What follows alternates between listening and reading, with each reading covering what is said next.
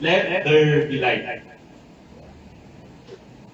The very first word God spoke in the Bible, let there be light. And then light runs through the void, pushes back the chaos of darkness. That was the first act of creation. It's light. Why light? Alam niyo ba? Bakit light? Well, for most, light brings order. Light brings purpose. And then light brought light to what was once formless and empty space.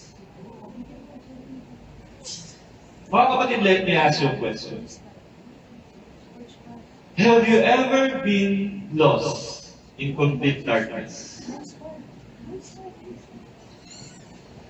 Have you ever been overshadowed by your struggles? So overwhelming that even your own hands seems invisible to you. In those times, doesn't even the smallest light becomes a beacon of hope to you? Today we're going to talk about that light. And it's not just an ordinary light, but the light that pierces through the deepest shadows of our lives. The light that does not just illuminate our paths, but also transforms our very being as a Christian. And there's someone in the Bible. There's someone in the Bible, the one who said, I am the light of this world. And as we reflect on this, mga kapatid, I want to leave you this question. While we're discussing this, I want you to leave this question. What areas of my life still needs the light? What areas of my life still needs the light? Good morning po, magandang umaga, maayong buntag, magandang imbag, matigas. Ito kayo aming kakamsahan. Ganda ng weather, no? So, it's very calling. Alam mo yung calling? Yung kama ko kanina, it's very calling eh. Sobrang lamig. Lalo pag nasa 11th floor kayo. Woo! Sarap ng buksan lang. Actually, patay ako ng electric fan eh, mga bandang 5 or something. Sa lamig. Well, very happy to see you again, guys, no, mga kapatid, naman sa weather. Sana makarating yung iba, no? I hope they can join us this morning. So, moving forward with our lesson for today, it's still with our series, which is Jesus Is. So, pakayandaan yung mga sarili nyo, mga kapatid, at susulitin ko din, baka ito yung last time to this year. So, medyo matagal-tagal to. So, I hope nakapag-CR naman. So, the question today is, what are the areas that still needs light? No? What are the areas of my life that still needs light? Well, for us to move on with that question, we need to question ourselves again. Who is the bearer of light? No? Marami pwede maging bearer of light, di ba? So, this morning, obviously, our lesson would be, may basa? Jesus is the light of the world. Jesus is the light of the world. No? In our passage will be from John chapter 8 verses 12 to 30. And as I mentioned a while back, especially sa mga early Gospels, no? The book of John is a feast. There's so much things and occasions and scenarios that are going on, especially with the book of John. and Luke, yung mga Gospels. No? So, Jesus is the light of the world. Let's study this, no? Jesus declaring Himself as the light of the world. No? What a profound proclamation it is for being the light of the world. No? So let's find out and explore yung narrative, the brilliant narrative of Christ during this time. No? So from our passage, John chapter 8, verse 12 to 30, I hope you can open your Bible and or your app, no? Nandiyan kayo. So let's move on with the first passage. And with the first passage, I'll be constructing it by chunks. By chunks natin siya i-discuss. No? So moving forward, we will encounter passages from the Old Testament. No? We will try to picture out those statements from, or those prophecies from the Old Testament and connect it with the narrative of Christ. So, Bible study / sermon. So, yung last 5 slides ko dyan ng sermon. So, ayan. So, let's start with John chapter 8, verse 12. It says here, Then spake Jesus again unto them, saying, I am the light of the world. He that followeth me shall not walk in darkness, but shall have the light of life. Now, let's try to break this in chunks. So first, I am the light of the world. Let's look at it like this. Now, to begin, we need to figure out what's going on with the passage. Bakit sinabi ni Jesus na I am the light of the world? So a little bit of background. Kasi chapter 8 to.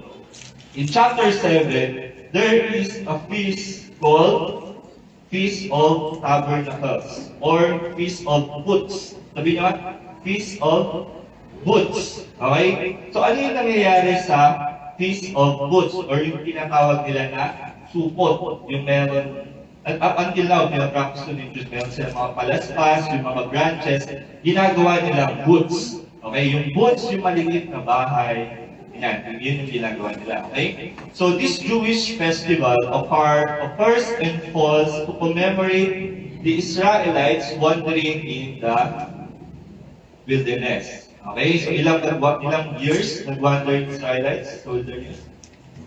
It's actually 40 years. 40 years nag-wilder yung mga Israelites. And in that 40 years, God provided for them. God gave all the provisions in order for the Israelites to go to the promised land. So, this time, God even instructed Moses to talk to the rock so that they can have the water. And then God provided what else? God provided the pillar of clouds, then the pillar of fire. So basically, God provided all these provisions. And yun yung kinommemorate na Feast of Tabernacles. This is for them to remember the times that the Israelites have wildered to the wilderness. No? So during this festival, people dwell sa sinasabi natin, yung sa mga booths or sa mga liliit na bahay. And ano yung meron pa doon? Okay? So moving forward, ito yung meron doon. People light up torches, no? Torches. And it's not like yung cheeky torches na nasa isip yun. Wait, torch. Usually 1 meter lang siya.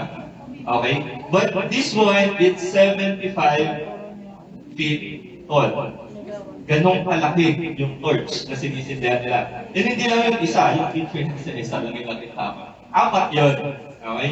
There are 4 torches during this time. No? So in this context, when Jesus is on his path, he sees this torch. Okay? He sees this torch. Anong ginawa niya? Sabi niya, I am the light of this world.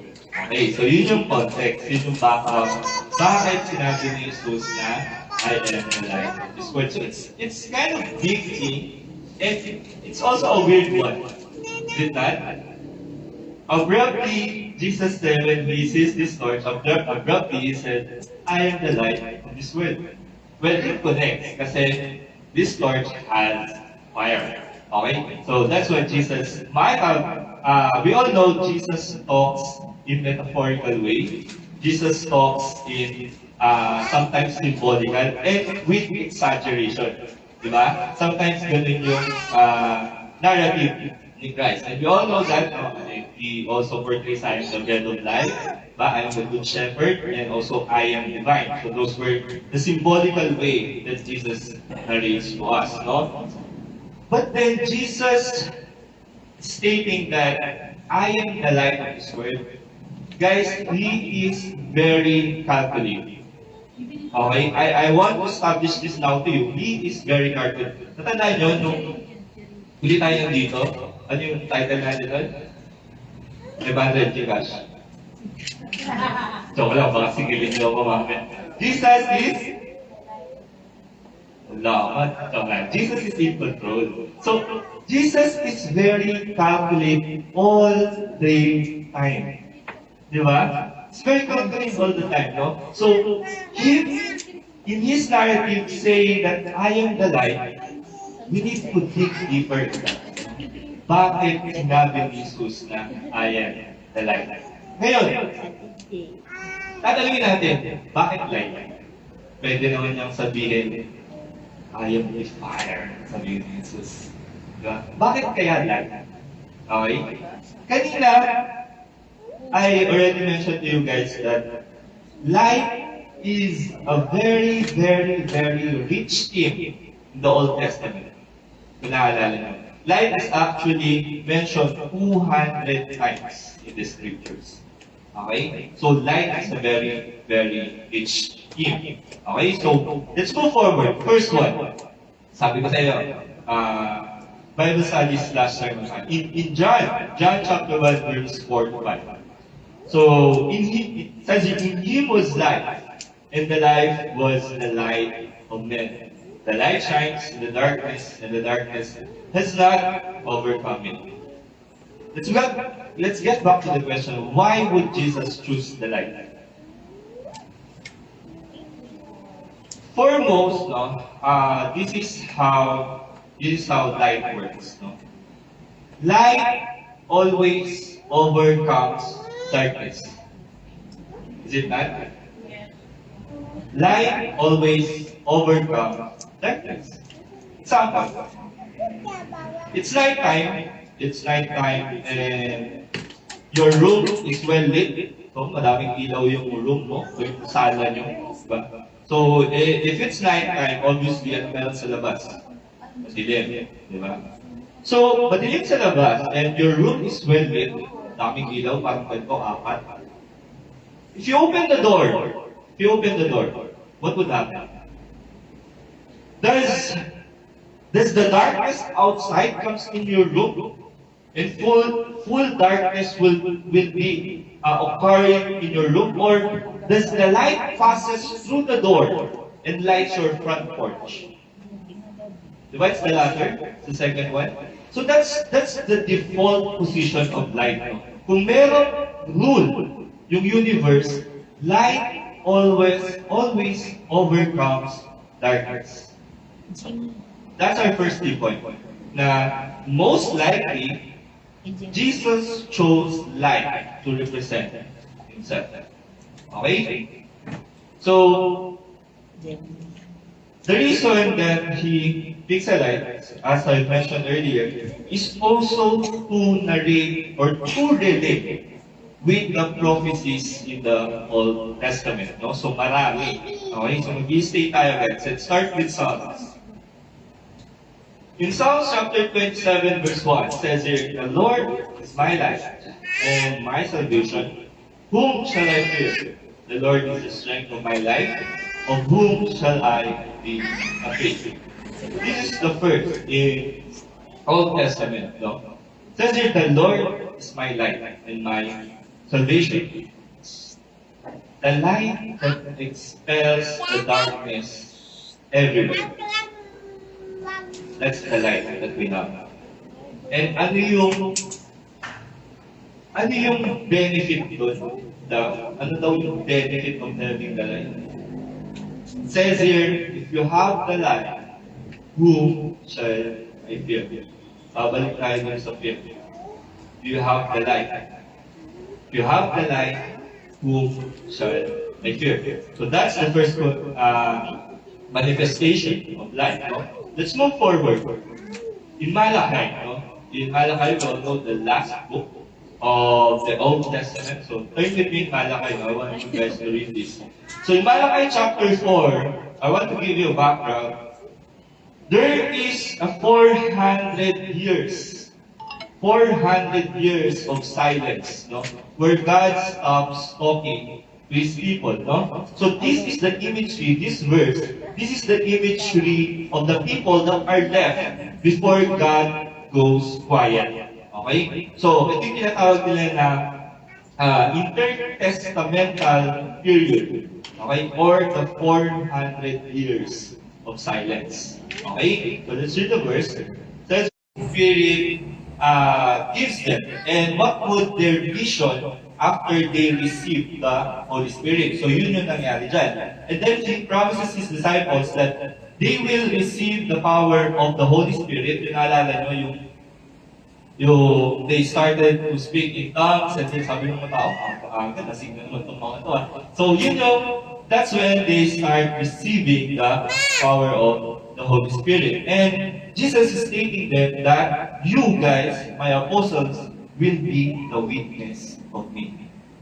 Okay? So yun yung sinabi ni Christ. Now it says here, with 1:8 of Acts, but you will receive the power when the Holy Spirit comes on you, and you will be my witness in Jerusalem, and in all Judea, and Samaria, and to the ends of the earth. Anong sabi na Isaiah? I will make you a light for the nations, that my salvation may reach to the ends of the earth.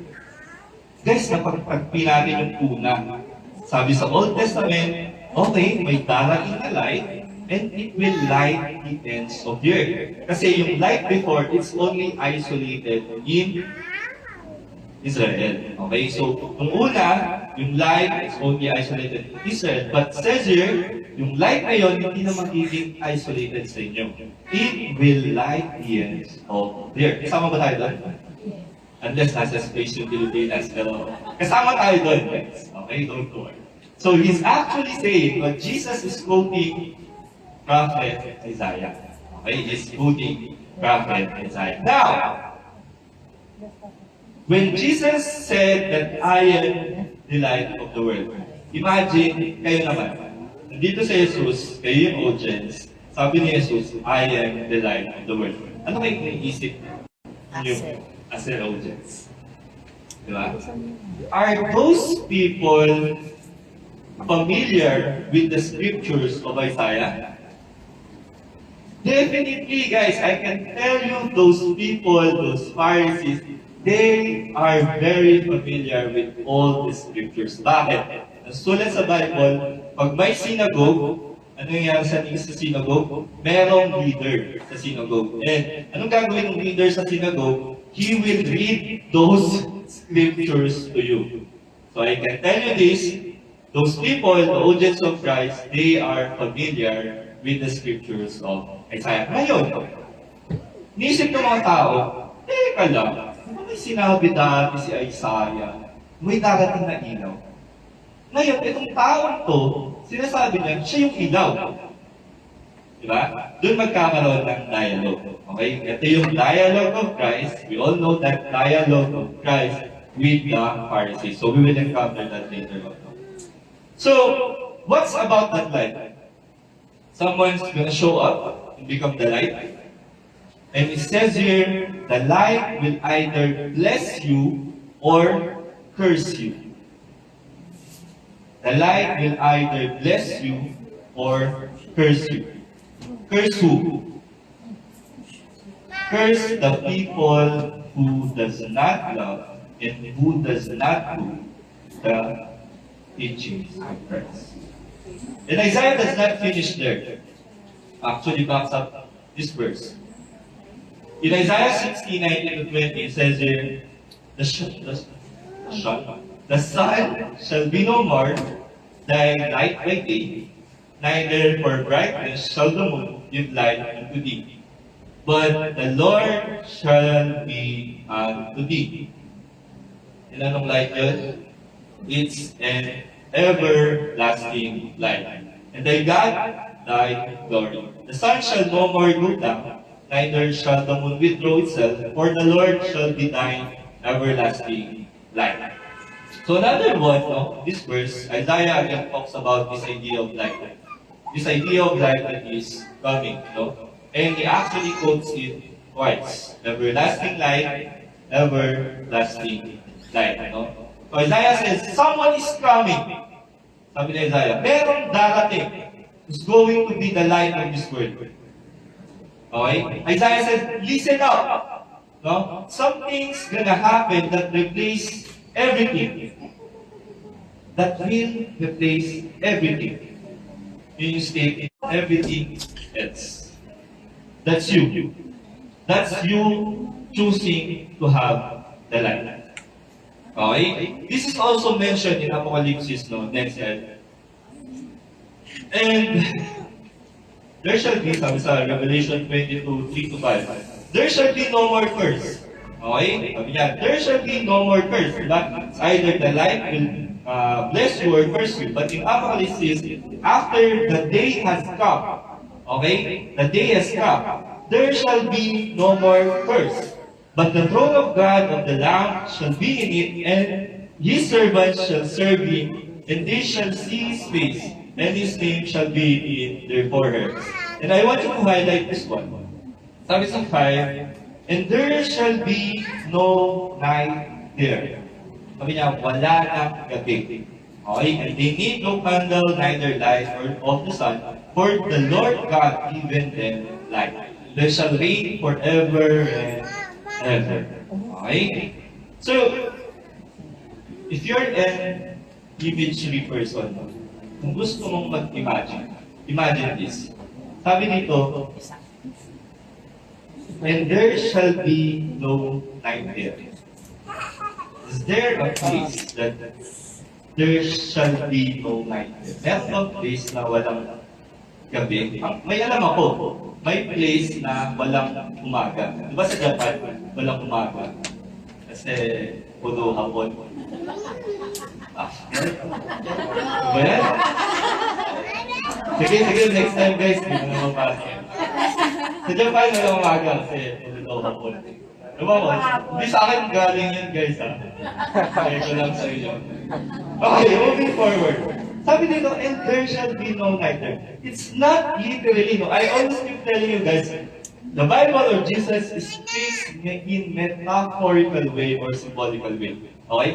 Now, let's emphasize with this one. Sabi dito, there shall be no night there. Guys, tinutukoy na night dito, that should be no more the night that is evil. The night that is darkness. Yun yung tinutukoy na wala ng light na, wala ng night na ganito. Okay? That's the picture of this verse. There shall be no night there. Okay? That's the reality of life. No? In its entirety, for those who believe in Christ, what does Jesus do?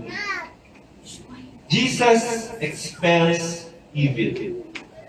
Jesus expels moral decay.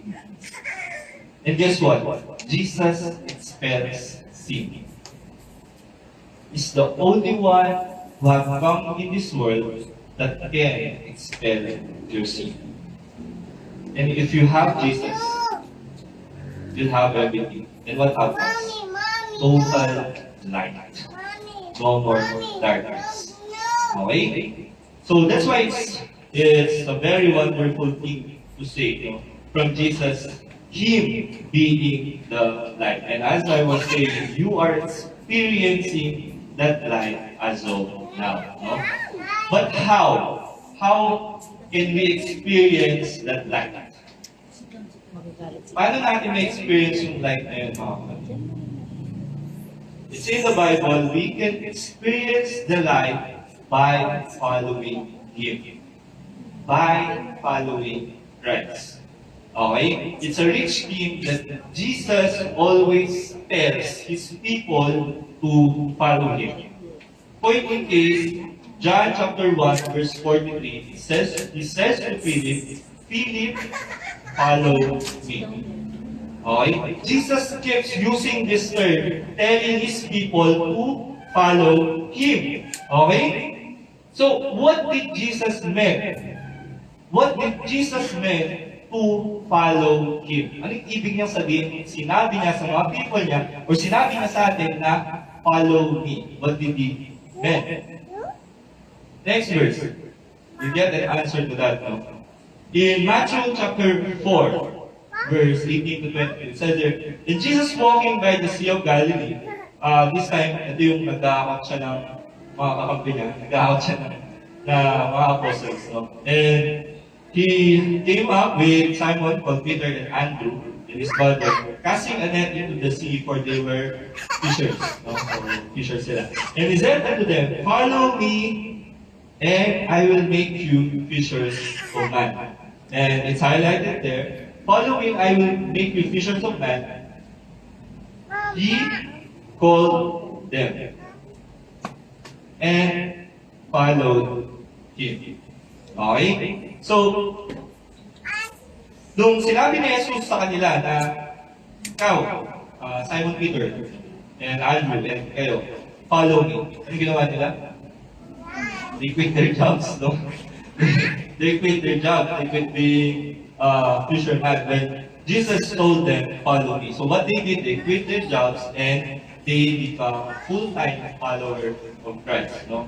And this time, Jesus specifically told them to follow him. Now, ngayon, sabihin ko sa inyo, mga kapatid, okay, let's follow Christ. Isa tayo sa trabaho natin. That's not what I'm trying to tell you, mga kapatid. In this time, Jesus is telling those apostles to carry out his words. Now we have the Holy Spirit. No? And, okay mag-alala, no? That job that you have right now, that's from God. That job that we use for you to provide for your family. No? But, yung siniset kong example dito, no? If you grow stronger and being merrier with each other, di ba? It's very, very happy for us to serve the Lord, no? And that's what we're trying to do, no? We follow Him. We follow Him regardless of everything. Okay? I would need to still, expound on that, no? So, moving forward, it seems an easy command, no? Pag sinabi sa'yo ng tao na okay, follow me. Yeah. It's an easy command, di ba? Kasi wala lang sabay ng instructions dun. For example, sino mo yung mga chikiting? Yeah. May mga chikiting kayo. Punta kayo sa grocery store. Sama mo yung anak mo, yung chikiting. Sasabihin mo, go-grocery tayo. Tsak ka lang sa likod ko, ha. Susundan mo lang si mami, ha. Okay, sabi mo. Tapos, pagpunta mo ng isang pagpugot mo isang pagligat mong ganyan, wala na yung bata! Naligaw na ako. Ganun ako ng bata pa yun. Ganun ako lang, bili mo to, bili mo ganyan. That's another example of not following instructions. No? Yung, if Jesus tells you to follow Him, you better do it, no? Yung example ko yun, does it sound some other Christians, you know? But I'm telling you is, you shouldn't be like that. When Jesus or God tells you to follow Him, better do it. Okay? So, moving forward, Jesus says, follow me, yeah, I follow you. I'm a believer who is about to obey you and who is about to do the things you say to me. That's following Him. That's following Christ. Following Christ is abandoning everything else. Not different, di ba? It's Christ over everything else. There's a great example here in Matthew chapter 16, verse 24. Jesus said to His disciple, whoever wants to be my disciple, okay, ito na yung instruction, ito na yung naantay nyo, ha? Jesus tells whoever wants to be my disciple, anong gagawin nila? First, they need to deny themselves, take up their cross, and follow me. May tatlo.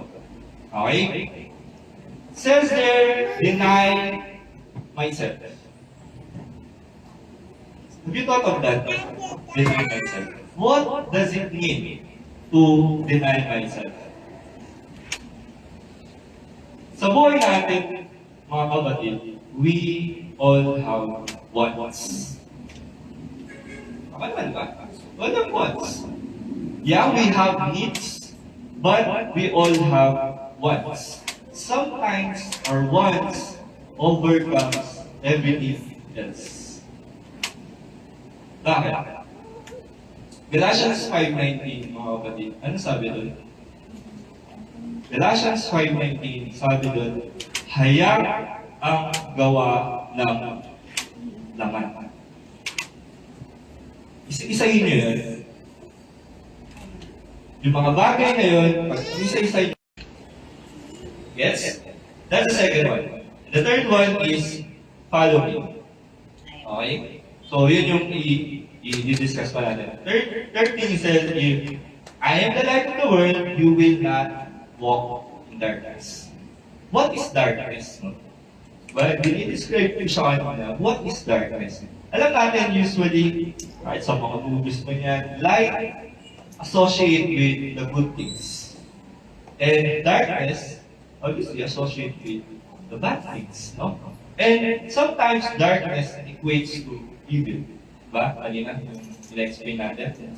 So, if you're going to follow Jesus, no? If you're going to follow Christ, that means I should not walk in sin. I should not walk in evil. Diba? That lifestyle in Galatians 5:19, hindi ko gagawin yun. Hindi ako babalik sa darkness to do all of those things. Kasi I am the light. I'm following the bearer of light. That should be the mantra of every Christian. Okay? Now John, also no, John affirms with this next verse. It says here in 1 John chapter 1, verse 5 to 6. This then is the message which we have heard of him and declared unto you, God is light, and in him no darkness. God is light. No? Ano sabi ni Jesus? I am the light. Transitive property, even great one can do it. Jesus is God.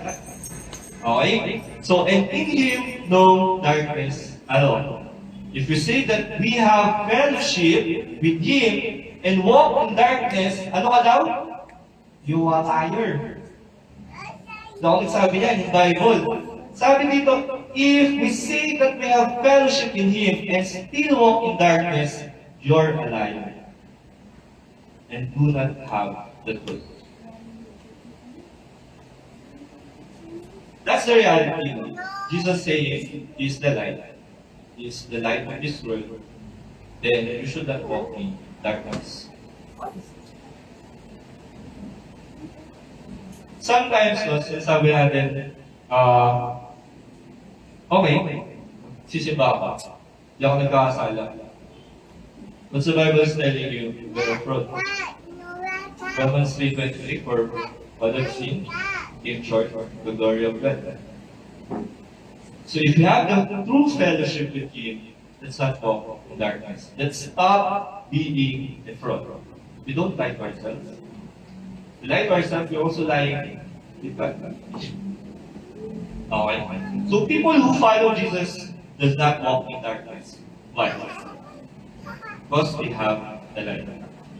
People who follow Jesus do not choose their sin over the Lord. Why? Because they have the light of that. Because they believe on who Jesus is, on who Jesus tells and represents. And by following Him, we as Christians, we obey those words. Fourth thing, by following Christ, we shall not walk in darkness, but we shall have the light of light. That's from the verse. Moving forward, in 1 John, chapter 1, verse 7 to 10. But if we walk in the light, as He in the light, we have fellowship with one another. And the blood of Jesus Christ, His Son, cleanses us from all sin. And to say that we have no sin, okay, this backs up the verse earlier. If we say that we have no sin, we deceive ourselves. And the truth is not in us. Okay, this verse is very applicable, no? But as Christians, we're trying, at least trying to be perfect. Pero we know we can't do it. Especially without Christ. Especially if we don't have the light. Yeah, we can try to be perfect, but at least we don't, we cannot, no? But if we have Christ, sabi ng verse, we can do everything. Okay? So here's the connection made, no? If you follow Jesus, you recognize that you have sinned. Okay? Na-establish natin yan. If you follow Christ, you recognize that you have sinned. So if you walk in the light and you have fellowship with the Lord, no, you will not say, I don't have sin. Mga kalala ba ako? Kalala ako, agad ako. So the minute that you say, I don't sin, God says you're a liar. Diba? Romans 3:20. So, establish natin yun. So, diba, nabanggit ko kanina, we need to know the bearer of light. Diba? Pakilala ko sa Davao, ano nangyari sa light? Napun din eh. Ewan ko ano nangyari doon. So, side track ako. Sinong nakadaan sa, or nakapunta na ng poblasyon Makati? Ayan, poblasyon Makati. Nung taga Makati pa po ako, Makati din ako dati. So, office ko dyan sa Pasig. So, ang daan ko, syempre, EDSA northbound. So, EDSA southbound. So, para makarating ako umuwi ako sa Chinoroses eh. So, para EDSA southbound ako, para makarating ako ng Magallanes, tapos, makanan ako ng Chinoroses. Doon kami umuwi natin. Ngayon, alam niyo yung part ng Guadalupe, di ba medyo mataas yun? Tuwing umuwi ako, sobrang traffic. So, sobrang traffic. So, yung nakikita ko, puro pula, parang Christmas light yan, pababa ng Ayala Tunnel. So, ang idea ko, hey, nalagpas ako to. Kanan ako ng Rockwell, daan ako ng Pobla, labas ako ng Makati out, para ako natin ng Chinoroses. Mas naiipit ako. Pagdating ko ng Pobla, alam mo yung meron doon? Daming kumukuti-kutitap na ilaw. Wednesday pa lang yun. Daming tao, yung daan, ginawang parkingan, naipit ako sa oras kalahati. What I'm trying to tell you guys is that this day, madaming nagsasabi that they are the bearer of light. I want you to be very, very, very careful. I want you to criticize me, even me, if I'm telling you something. Ganun tayo dapat conservative. Be conservative. There's so many people that still saying that they are the bearer of light. In point in case, pinakamalaking kulto dito sa Pilipinas, di ba? They say their master nila, that he was the bearer of light. Let's be very careful. That's what I'm trying to tell you guys. Let's be very, very careful. Okay, so huwag kayong pupunta sa pumuputi-puti ng Taylor. O kasi bad velvet na kailangan mag-explain. So, okay. So, moving forward, what should we do to see the light? Kasi ako, nakita ko ng light, dapat sinundan ko na lang. Di ba? So, if you walk in the light, you confess you have sinned, and you say, I agree with you, Lord. I agree with you, Lord. I should have not done that, and I should have done what's your will. Okay? I want to establish that with you guys. So, when you tell that, that is actually you denying yourself. Confessing yourself. And so that way, we tell that you repent and still in the light. Okay? So back to the passage, when ito na yung dialogue of Jesus and the Pharisees, ano yung response ngayon ng mga Pharisees? They should think na parang napagtatagtagsidig kaya ng mga Pharisees yung mga sinasabi ni Christ. So let's go forward now. In John chapter 8, 13-14, says here, the Pharisees therefore said unto him, so the name dialogue, thou bearest of record of thyself, thy record is not true. Jesus answered and said unto them, thou, I bear record of myself, yet my record is true. So pinabulaanan ni Jesus. Yung bit-bit ko is the truth. Okay? For I know whence I came, and I whither I go, but you cannot tell whence I come, and whither I go. What is Jesus doing in here is, he's playing the rules of Pharisees. He's playing with them.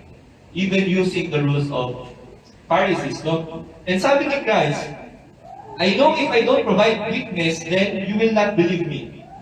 Diba? Yun yung rules, even until rules of, until yung time of Moses, diba? You need to bear witness of yourself. Okay? Yun yung parang trial nila na nangyayari, which is, we discussed that previously, diba?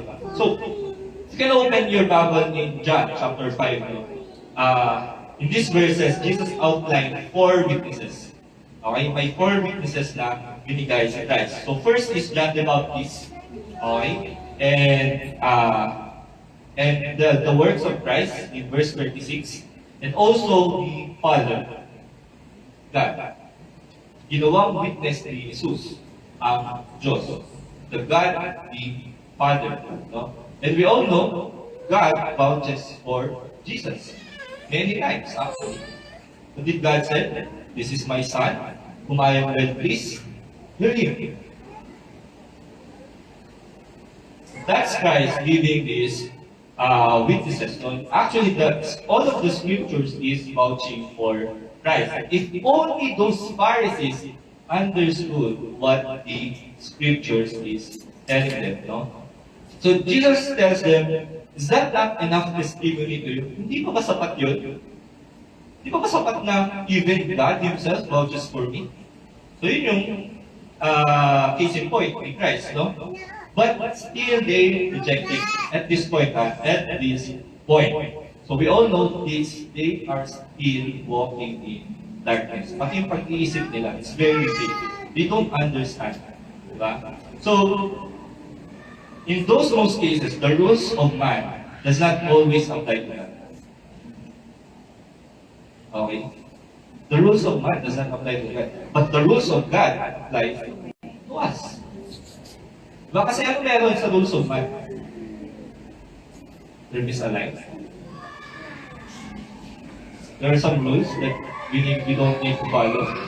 Ano yung mga nakabitbit ngayon sa divorce, legalizing yung mga bisyo, legalizing yung mga sugat? That's the rules of man. But it does not apply to us all. But the rules of God, those were the rules that we need to do. Those were the rules that we need to apply as Christians. Okay? That's our default position in these times, no? Especially on these times. So, in Christ's position, He should not have needed anyone to testify for Him in the first place. He is God. But He's playing with the rules of the Pharisees, no? But we can see to this next verse, no? Jesus still narrates the rules of man to those Pharisees. So, moving forward to 15, Jesus said, "Ye judge after the flesh, I judge no man. And yet if I judge, my judgment is true. For I am not alone, but I and the Father that sent me." Now, Jesus backs up his statement that He is with the Father. No? It's also written in your law, okay, ito na, He's playing with the rules of the Pharisees. Sabi ni Jesus, it is also written in your law that the testimony of 2 men is true. Ilan yung binakit niya? 4. It's almost, diba? Mas marami na yun sa 2. And says, I am that bear witness of myself, makes himself as a witness, and the Father that sent me. So, specifically, 2. Himself and the Father. That's the bear witness. Sinasabi niyo, sabi niya sa Pharisees, na kailangan ko ng witness. That's what I'm giving you. Sabi ni Jesus. No? So, but the people still questioned him moving forward. Says here, then said they unto him, Where is thy father? Jesus answered, Ye neither know me, nor my father, if ye had known me. Okay? Ye should have known my father also. This word spake Jesus in treasury, as he taught in the temple that no man laid hands on him, for his hour hath yet come. So let's read this part. No? It says in the first key takeaway this morning. Our first key takeaway this morning. You either live in darkness or live in the light. So our first key takeaway this morning, you either live in darkness or you live in the light. You cannot be both. Okay? So baba pa ba natin yan mamaya? You cannot be both. Okay? In these rules of God, there are no shades of gray. You cannot be both. Cannot be in the light and you cannot be in the darkness at the same time. Okay? So wherever the light reaches, di ba? Yun yung default position natin. Diba? Establish natin kanina. Wherever the light reaches, there should be no darkness. So, if you say that you have the light, don't walk in darkness. Okay? So for part 2, backing up this verse. Then said Jesus again unto them, I go in my way, you shall seek me, and shall die in your sins. Whither I go, you cannot come. Okay? Sabi ni Jesus, kung saan ako pupunta, hindi kayo makakapunta. Okay? Then said the Jews, will you give himself? Kapatid ba ni Jesus yung sabihin? Kasi sinabi niya, hindi tayo makakapunta kung saan siya papunta. So, they misunderstood that part. So, in these verses, Jesus is referring to his departure. But na-establish natin last time, he already manifested his death and his resurrection. No? So his departure is also indicating that he will be going away and he will be exalted. No? So yung phrase na, where I go, you cannot come, it suggests a separation between Jesus and the people who rejected him. Diba? So the purpose of these Jews, no, sa verse 22, it indicates this misunderstanding sa part na papatayin ni Jesus yung sarili niya, mapupunta siya sa hell. Yun yung Jewish tradition before. If you kill yourself, you are going to hell. Which is until now. So that was the misunderstanding on that part, no? Where they speculate that Jesus is implying to kill himself. But we all know that does not happen. But his impending death was the reference of Christ. So, in a broader sense, no, the verses John 8:21 to 22, it's emphasizing the importance of accepting Christ. Kasi di ba, yung dialogue niya sa Pharisees, it keeps getting hotter. The Pharisees don't believe it, he gives his witnesses, he does not believe it. But later on, makikita natin kung ano yung mangyayari. No? So, Jesus emphasized to this part. Last one.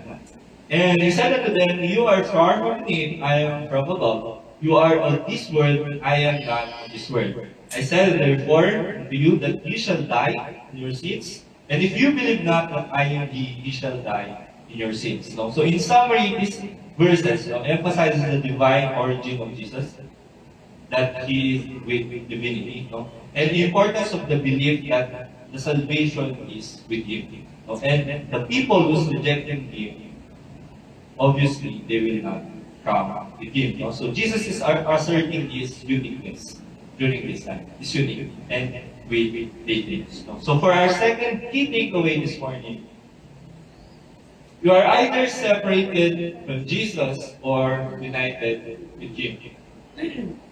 We all know Jesus, God, without blemish, does not accept sin. Yun establish natin, He's the one who expels sin. And you tell you have the right to walk in darkness. You either be separated from Him or united with Him. Okay, so we all know we're going somewhere after we die. Forever in heaven or forever in hell. But what's the deciding factor? Ano yung deciding factor natin? It's Jesus. Jesus is our deciding factor. Establish natin nun, He will vouch in front of God. Yung context ng vote, sa kanyang tupa, alala niyo? The people on my right hand are the doers of my word. Lahat ng tupa, pupunta sa lahat. Ano hindi kayo yung vote? Ano hindi lang yung vote? So, Jesus is our deciding factor. At our death, we are completely united with Him or separated from Him. So, for our last verse this morning, now here's Jesus addresses the question about His identity now. In John 8:25, what it tells here is that He has this identity being clarified. No? The people are still questioning Jesus' identity. Diba? But in the last part, in the 30, I wanted to look at this one. Sa 30, and He spake these words, many believed Him. Spake these words, many believed Him. Nalala yung dialogue nila? Diba? Parang, kung pina-question mo siya ng Pharisees, hindi sila naniniwala. But after these words, many had believed Him. So, paano natin ma-incorporate yun, no? In our journey with Christ, there may be some struggles that could overshadow you. But we need to understand His plans and His real identity with our lives. Jesus remains steadfast with His identity.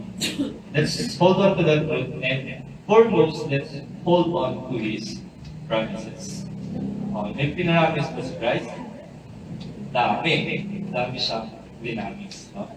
Next is the answer for Jesus' promise of revelation. His promise of revelation. So, sa verses previously, He hints about His intended crucifixion, His death, and His exaltation after His resurrection. No? So, at this time, as we face challenges, no, we remember that God had plans and may not always be immediate. Di ba? You remember, if we're waiting for hope, we're waiting for answers, may not be for immediate.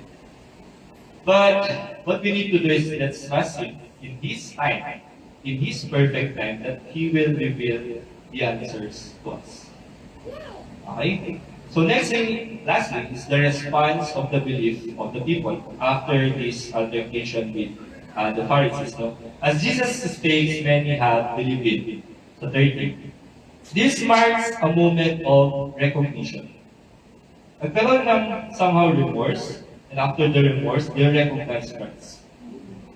You cannot recognize something without agreeing sa sinasabi niya. Diba? And we're happy to say that many had believed it. So, paano natin ito incorporate their Christian lives? No? Let's allow the truth of Christ's identity to take roots in our lives. Guys, you already have that advantage. Okay? Us in this church, we already have the truth. Okay? So sometimes our belief may grow gradually. It's perfectly fine. At least you're growing. Okay? At least you're growing. That's perfectly fine. No? So we should always celebrate the steps of faith, even if it's small. Okay? So let this be served as a reminder, no, that in our journey of faith, understanding who Jesus truly is became a very catalyst for and a decisive choice as a Christian. Yun yung catalyst natin to meet Christ later. Okay? So because of that, we need to proceed with our last key this morning. Last key point this morning.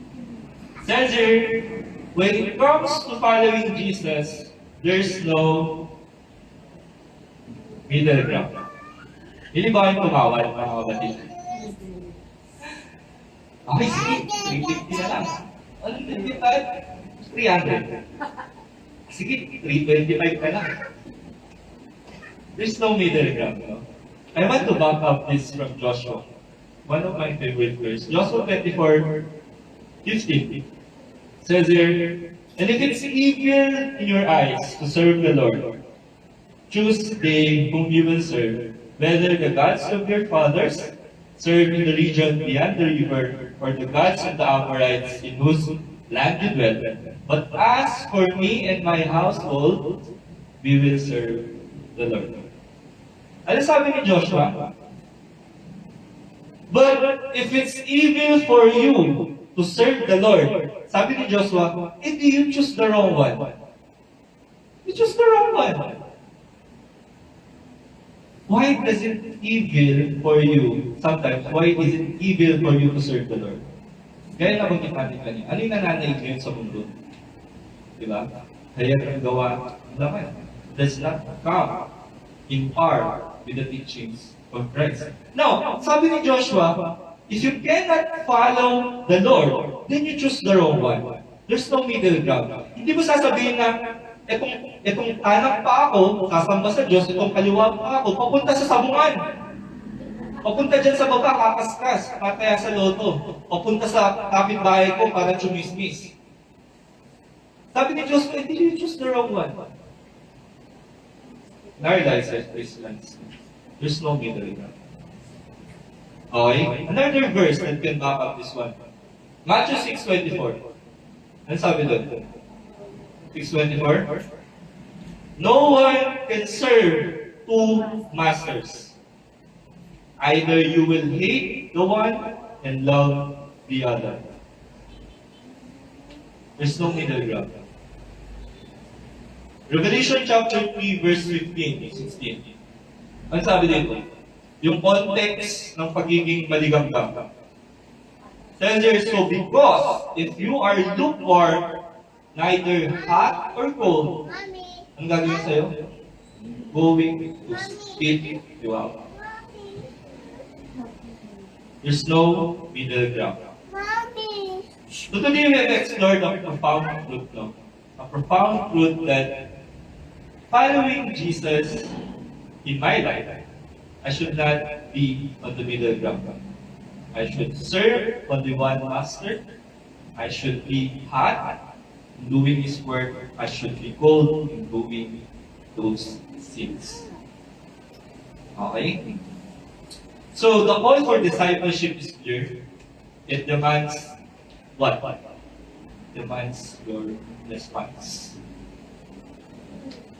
It's not a passive journey, no? It's an active one. It should always be active. Kasi kung passive ka, minsan, madami nag-e-email sa'yo, 25% ka lang, mag-20 ka, di ba? Those were the passive, o yung sinasabi natin last time, those were the uncertainty. And as Christians, we should be always active. So we end this sermon, mga kapatid mo, I want to leave you this question. So where are you?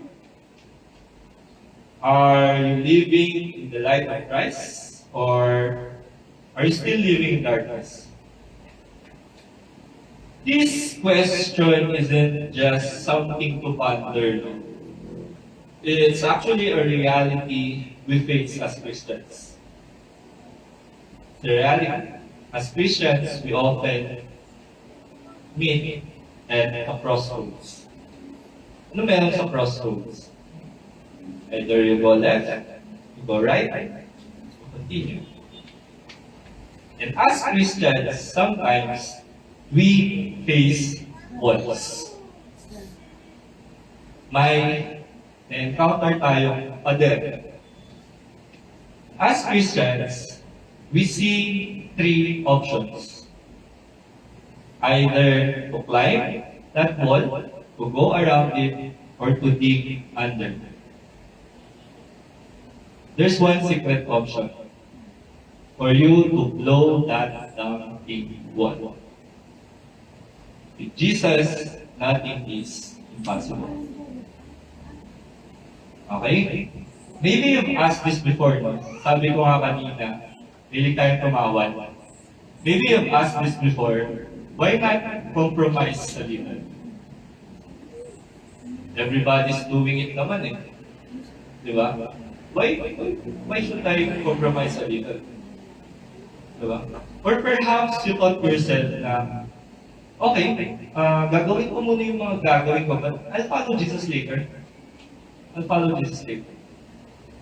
To start compromising things. No? And The truth is, what we have discussed, there's no middle ground. Hindi ka makakatawad. Diba? The instructions are clear. And sinabi mo sa instructions na, okay, sinabi kong sasamba ka ng linggo, gagawin mong twice a month. Cannot compromise those things. Okay?